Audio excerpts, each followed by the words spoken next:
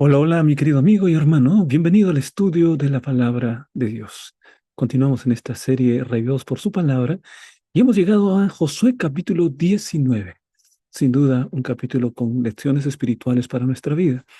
Vamos entonces a estudiar este capítulo, pero antes vamos a hacer una oración. Querido y buen Dios que estás en el cielo, santificado sea tu nombre. Venimos, Señor, delante de tu presencia. Pedimos que hables a nuestro corazón y que este capítulo pueda ser de inspiración para nuestra vida personal, familiar, para nuestra vida espiritual, para nuestro crecimiento en Cristo. Pedimos en el nombre de Jesús. Amén. En Sudáfrica, tras la muerte del gran líder Nelson Mandela, surgió un conflicto inesperado. Sus descendientes comenzaron una batalla legal por su testamento. Esta batalla incluía bienes millonarios, propiedades históricas y el legado moral de una nación.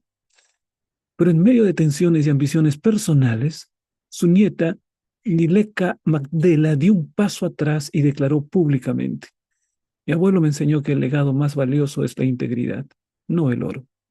Este acto trajo paz a la familia y recordó al mundo que una herencia justa no se mide solo en posesiones, sino en valores distribuidos con equidad.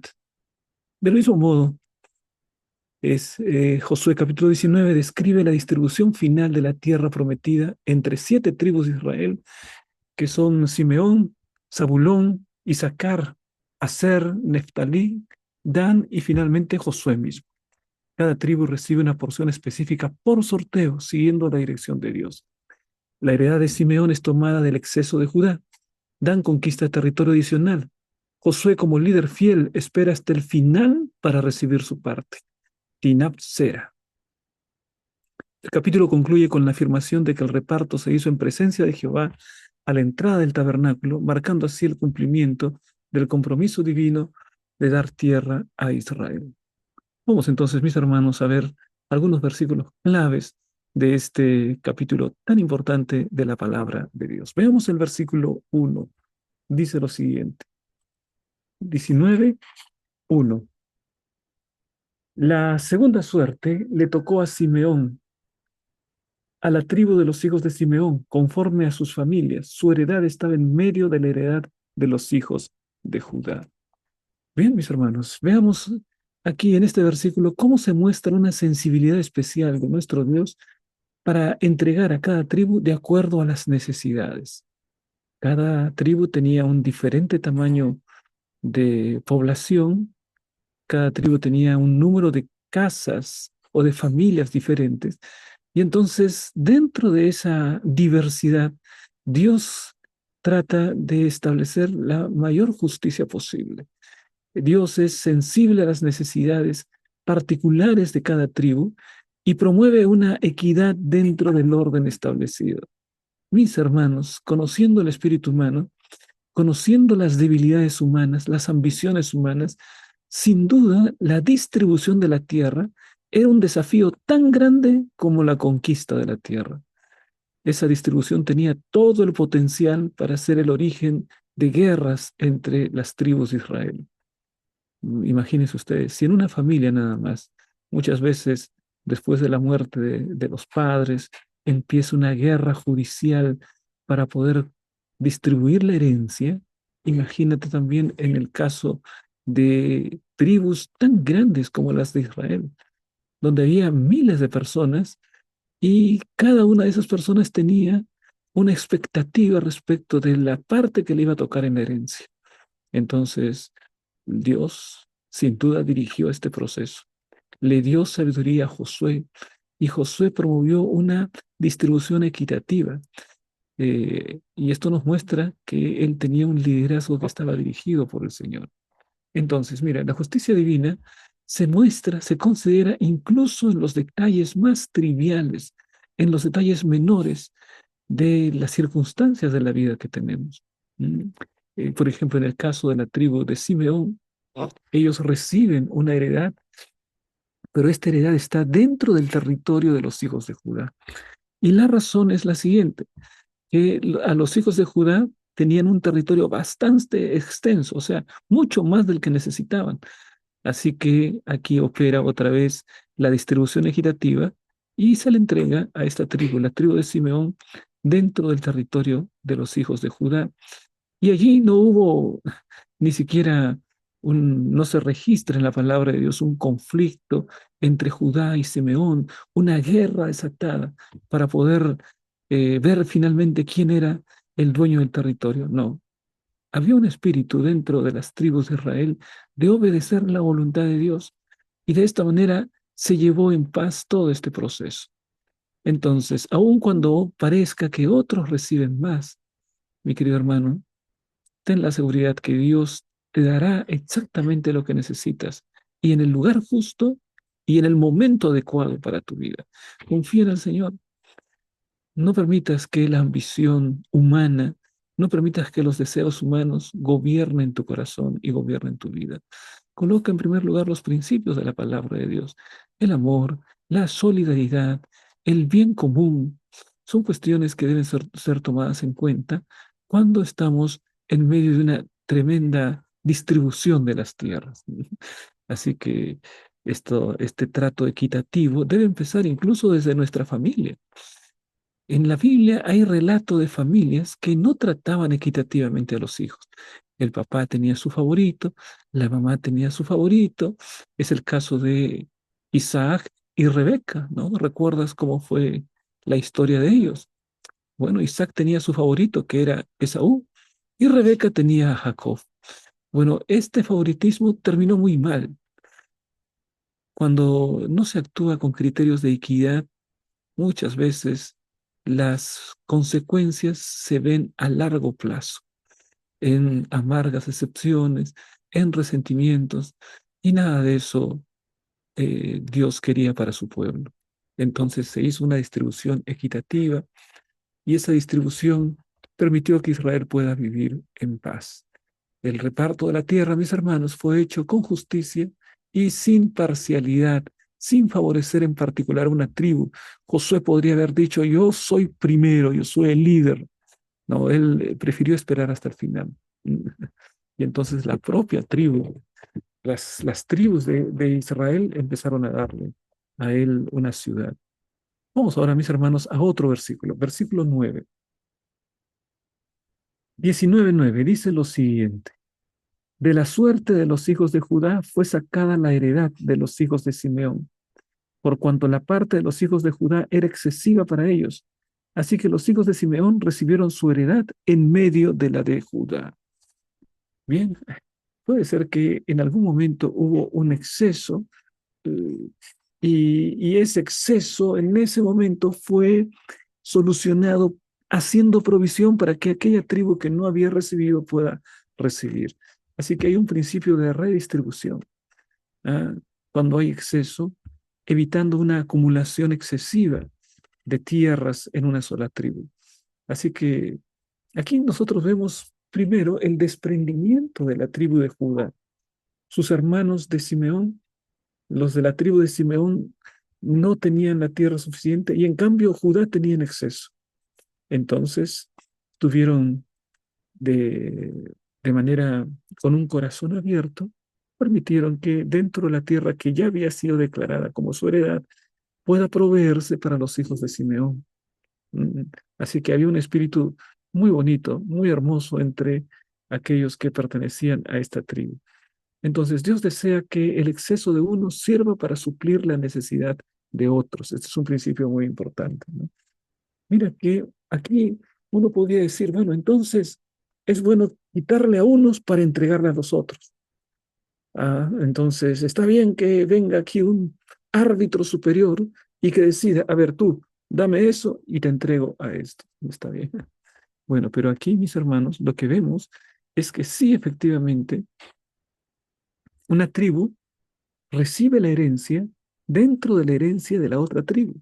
Simeón recibe su herencia dentro de la herencia de la tribu de Judá.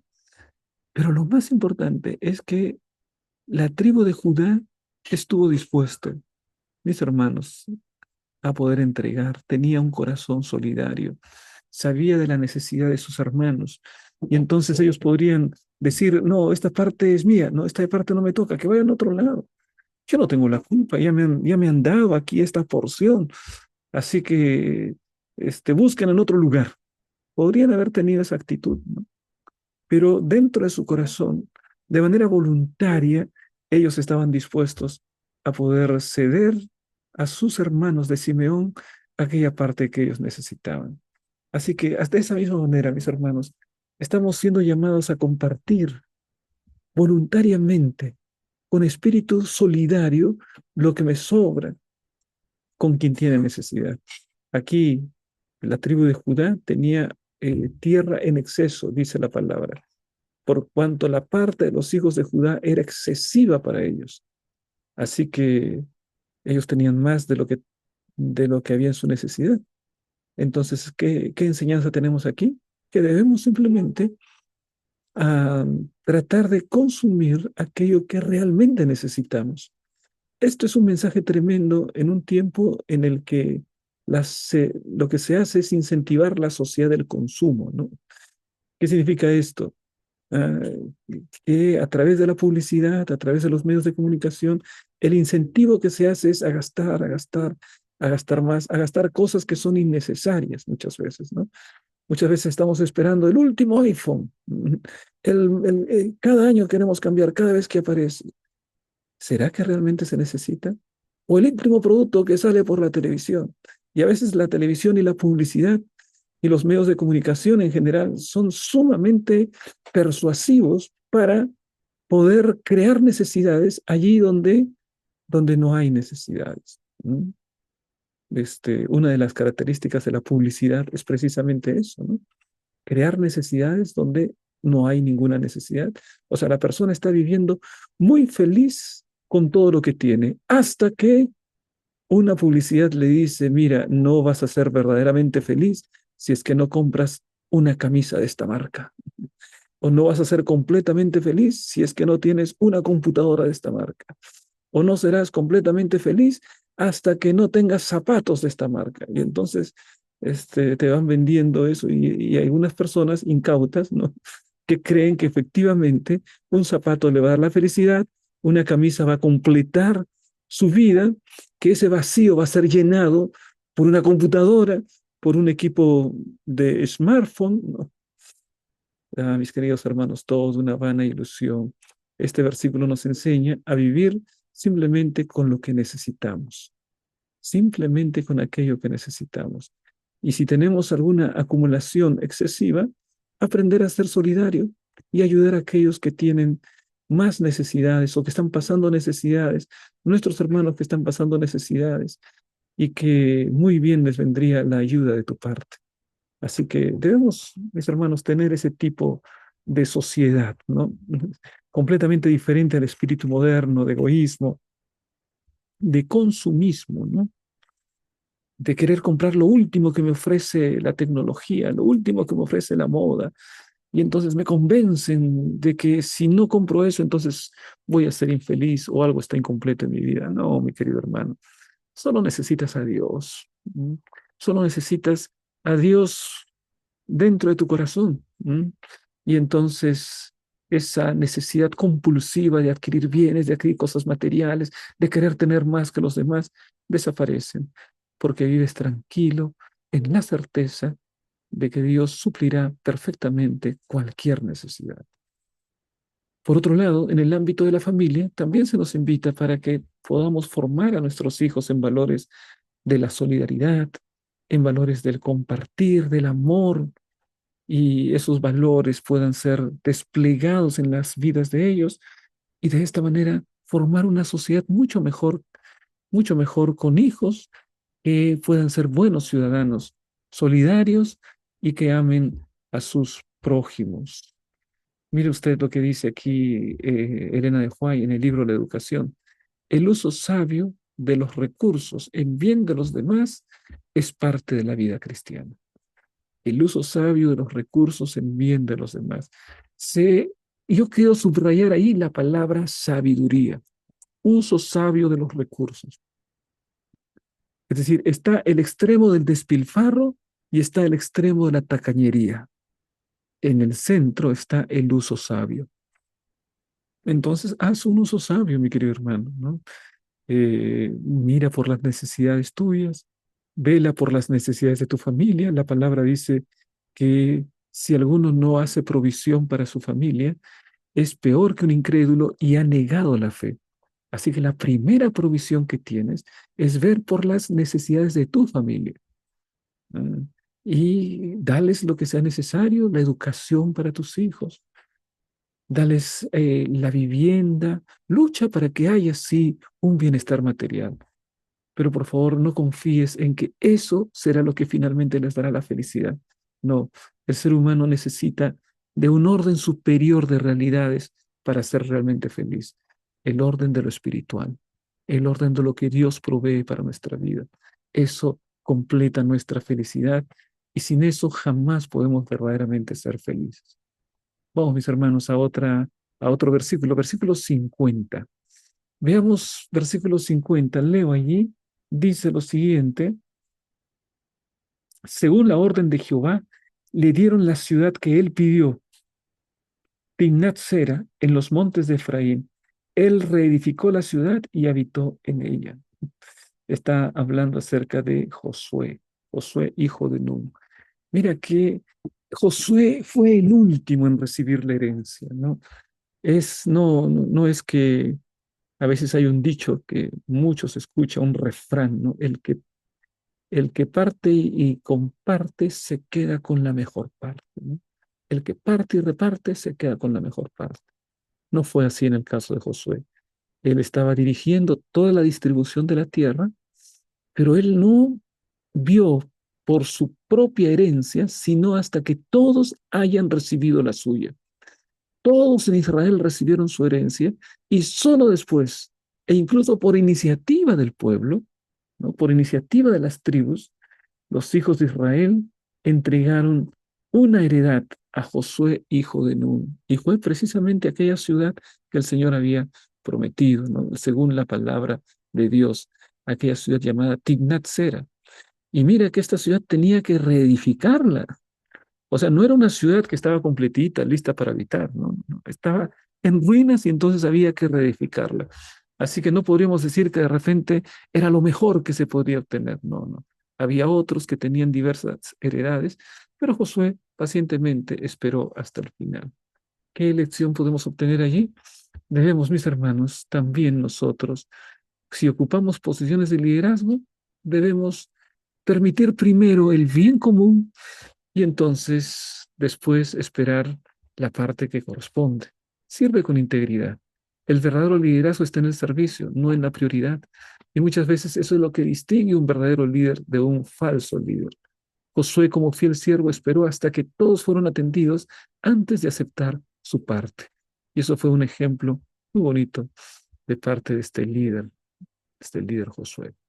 Veamos ahora un último versículo, versículo 51. Dice lo siguiente: estas son las heredades que el sacerdote Eleazar y Josué, hijo de Nun, y los cabezas de los padres entregaron por suerte en posesión a las tribus de los hijos de Israel en Silo, delante de Jehová, a la entrada del tabernáculo de reunión, y acabaron de repartir la tierra. Terminó de esta manera todo el proceso de reparto de la tierra. Fue hecho con total transparencia. Fue hecho en presencia de Dios en la entrada del tabernáculo. Y ahí se garantizó la legitimidad y la paz. En la distribución participó el sacerdote Eleazar, participó el líder Josué y participaron las cabezas de las familias que estuvieron presentes. Y entonces después por sorteo se hizo entrega de la tierra. Mira cómo es importante, mis hermanos, que las cosas se hagan en oración ante la presencia de Dios y no en secreto, ¿no? Sino que se haga con transparencia, públicamente. De esa manera se hizo. Así que tomar decisiones de manera abierta y con integridad honra al Señor.